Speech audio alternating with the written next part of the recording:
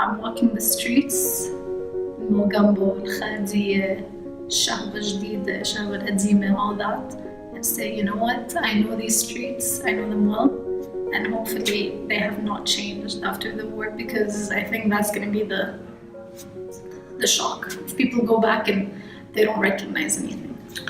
What would I take from Canada? I would I think the fact, the infrastructure of the country, the government systems, the fact that there is a system that works, the fact that people respect the system, that's something that's very important. The fact that they respect their environment to a certain extent, more than we do, is very important. I want to see us respect our environment, because we've seen, the river in Damascus has been completely obliterated. The forests in Latakia are being burnt every year so we can build illegal buildings for the sake of hotels and tourists. It's not. We need to take care of our environment. We need to realize that we can use it instead of just using what we have now and building over it. And there just needs to be a system. There needs to be organization. There needs to be respect amongst the people. There needs to be acceptance of the fact that people have different opinions, and that's, I think, something that we struggle with right now, and something that we struggle with all the Middle East. But that's definitely something that works here that doesn't work there. Yes, but I hope that we have a very, very, very, very prestigious education system that makes students proud of their education, and youth are involved in every sector of the country, and refugees are back. Construction has to begin. There has to be investment into the nation so that the rebuilding process can actually happen, so that reconstruction can happen.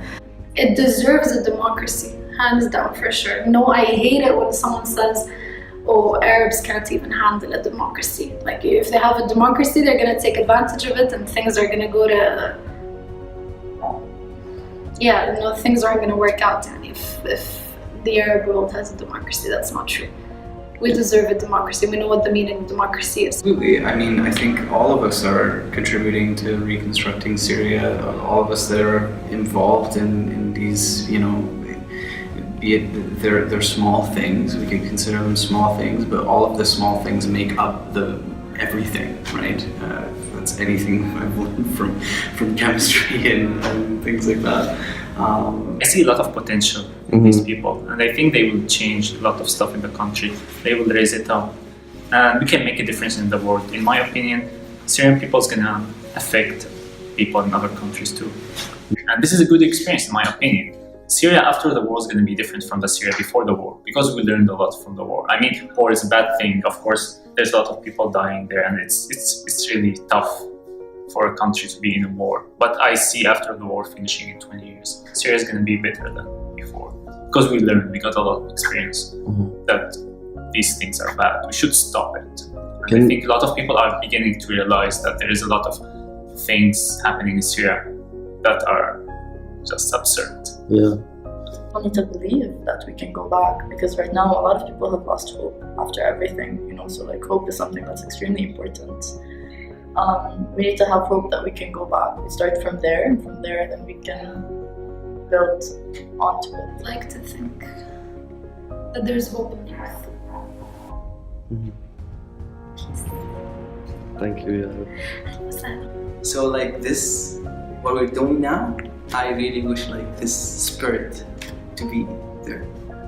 It's one country, one people. I want everybody to be one. I want everyone to believe in the same goals, to have the same vision for the country. This is how we unify Syria. This is how the Syria become the country that we want to live in. And I have hope for that. Everybody's going to do it. Cheers for everyone in Syria. Do you think people would go back? Yeah. People are dying to go back. No one wants to be a stranger in these countries. People want to be buried. I know so many people that didn't voluntarily want to be, even if they immigrated to these countries. No one wants to be part of. No, people want to be home. People want to, even though a lot of things don't work, the system doesn't work. There's no electricity sometimes. You have to deal with so much stuff. But there's a reason why people stay in Syria. Because you're part of it. You're home. You're not considered a refugee. There's no title on you. You're just from the city that you're from, or from the neighborhood that you're from. People wanna feel comfortable in that way. It's home, you know. Like they're not. It wasn't. I don't think it was anyone's plan to just leave. Sure. Like when I left, like I know that I call that I'm gonna go back. It's in my heart. I believe I'm gonna go back. Mm-hmm. All of the small things do add up. Mm-hmm. So I mean, like, contributing to the reconstruction of Syria is like, it involves a lot of, you know, small things, like small initiatives. Like you may think this is, but it's bigger in the grand scheme, you know, because of what it contributes to is much bigger than what it is. You have to kind of deconstruct in order to reconstruct in some way, and I think that's what has happened in Syria. You know, a lot of people have wanted change there, right? So in order to, you know, spark change, you like a structure has to be broken down and then rebuilt, and it's necessary for change to happen.